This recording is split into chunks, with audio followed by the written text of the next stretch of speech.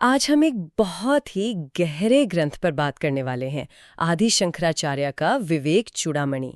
ये अद्वैत वेदांत का आप कह सकते हैं एक रत्न है। हाँ बिल्कुल। विवेक चूड़ामणि मतलब ज्ञान का चूड़ामणि, सबसे श्रेष्ठ। ये ग्रंथ आत्म साक्षात्कार और मोक्ष मतलब मुक्ति का रास्ता दिखाता है, बहुत गहराई से।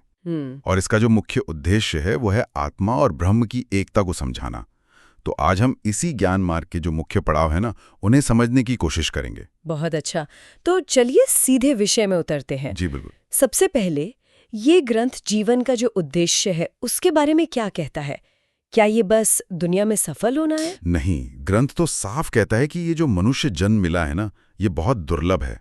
और इसका असली लक्ष्य सिर्फ मतलब दुनिया के सुख भोगना नहीं है। अच्छा। हाँ, परम लक्ष्य है मोक्ष पाना।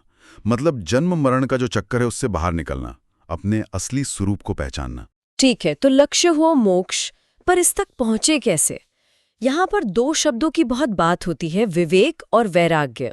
ये इतने जरूरी क्यों हैं? देखिए, विवेक विवेक का मतलब है सही गलत, या यूं कहें कि जो हमेशा रहने वाला है नित्य, और जो मिट जाने वाला है अनित्य, उसके बीच का फर्क जानना। ये समझ के क्या असलियत है और क्या सिर्फ दिखावा। इसके बिना तो दिशा ही नहीं मिलेगी, है ना। और वैराग्य मतलब दुनिया की चीजों में, इच्छाओं में जो मन फंसा रहता है ना, उससे थोड़ी दूरी बनाना, अनासक्ति। अच्छा, मतलब डिटैचमेंट। हाँ, डिटैचमेंट।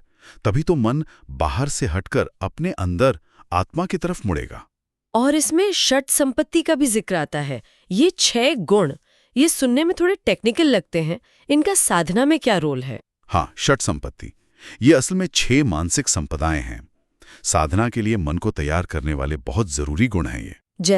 जैसे पहला है शम, मतलब मन को शांत रखना। फिर दम, अपनी इंद्रियों को, सेंसेस को काबू में रखना। उपरति, मतलब अपने कर्म करते हुए भी फल की इच्छा से ऊपर उठ जाना, एक तरह की स्थिरता।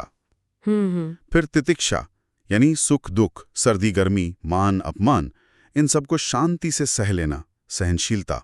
श्रद्धा, गुरु और शास्त्रों में गहरा विश्वास। और आखिर में समाधान, मतलब अपने चित्त को, मन को लक्ष्य पर यानी आत्मा या ब्रह्म पर टिकाए रखना। तो ये सब मिलकर एक तरह की मेंटल ट्रेनिंग हुई। बिल्कुल, ये अंदरूनी तैयारी है। और इसके साथ एक और बहुत जरूरी चीज चाहिए, मुमुक्षुता। मुमुक्षुता यानी मोक्ष पाने की तीव्र प्रबल इच्छा, लगन। अगर ये इच्छा ही नहीं होगी तो इतनी साधना कौन करेगा? यही तो असली ड्राइविंग फोर्स है। सही बात है। तो जब साधक इस तरह की तैयारी कर लेता है, तब गुरु की क्या भूमिका आती है? गुरु इतने महत्वपूर्ण क्यों माने गए हैं? गुरु का स्थान तो बहुत ही ऊंचा बताया गया है। विवेक चूड़ामणि कहता है कि एक योग्य सद्गुरु ही शिष्य को अज्ञान के अंधेरे से निकालकर ज्ञान के प्रकाश में लाते हैं। वो सिर्फ रास्ता नहीं दिखाते, बल्कि वो जो आत्मा और ब्रह्म की एकता वाली बात है ना, उसके गूढ़ रहस्यों को समझने और अनुभव करने में मदद करते हैं। गुरु कृपा बहुत जरूरी है। ये आत्मा और ब्रह्म की एकता। अहम ब्रह्मास्मि, मैं ही ब्रह्म हूँ। ये सुनने में बहुत बड़ा लगता है। क्या ये सिर्फ एक आइडिया है या इसका मतलब कुछ और गहरा है? नहीं, ये सिर्फ एक सोचने की बात नहीं है, ये एक अनुभव है, गहरा अनुभव। ग्रंथ समझाता है कि आत्मा, जो हमारा असली स्वरूप है, वो नित्य है, हमेशा रहने वाला, शुद्ध है, ज्ञान स्वरूप है और स्वभाव से ही मुक्त है। शरीर मन से अलग? हाँ, शरीर, मन, बुद्धि इन सब से परे है, इन सबका साक्षी है। और ब्रह्म ब्रह्म वो परम सत्य है जिससे सब कुछ बना है, जो सत चित आनंद स्वरूप है। और सबसे बड़ी बात, ये आत्मा और ब्रह्म दो नहीं हैं, एक ही हैं। एक ही है।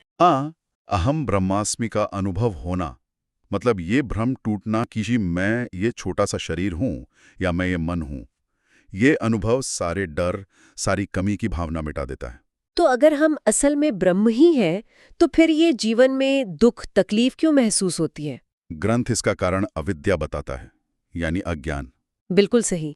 अविद्या ही वो पर्दा है, एक तरह का भ्रम है, जिसे माया भी कहते हैं, जो हमें अपना असली स्वरूप देखने नहीं देता।